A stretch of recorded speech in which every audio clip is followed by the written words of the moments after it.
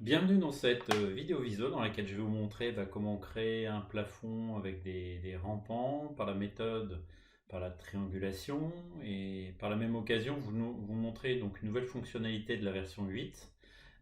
C'est la visualisation de la limite des 1,80 m. Paramètre qu'on peut régler d'ailleurs dans les options générales de Visual. Alors, donc là j'ai chargé un plan. Donc ici j'ai une partie plate à 2,50 m et là j'ai un premier rampant et un second rampant et on visualise bien en effet la limite des 1,80 m qui se trouve ici.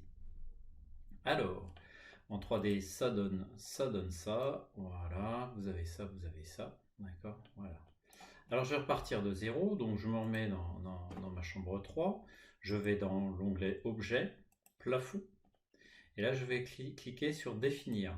Donc comme le plafond existe déjà, en fait, je vais tout simplement le supprimer. Et donc là, il va falloir que je définisse les parties avec et sans décrocher. Donc pour rappel, sans décrocher, c'est un rampant normal, et avec décroché, vous avez une partie verticale. Donc j'ai une partie verticale qui va d'ici à ici, et une autre qui va de là à là. Les points que vous voyez ici, je les ai créés et relevés précisément en amont, donc avec la fonction objet point qui se trouve ici. D'accord, voilà. Ensuite, je vais avoir une partie sans décrocher qui va aller de ce point-là à ce mur-là. Donc là, on le fait grossièrement, puisque de toute façon, ensuite, on va venir le relever précisément. Et une autre qui va de ce point-là à ce point-là. Voilà. Ensuite, je clique sur suivant. Et donc là, il vient me créer trois zones que je vais donc déterminer, soit sous forme d'un rampant, soit sous forme d'une partie plate. Voilà, donc la partie qui se trouve ici, partie 1. Je viens faire un relevé, donc là je renseigne manuellement pour les besoins de la vidéo, je dis ça fait 2,50 m, voilà.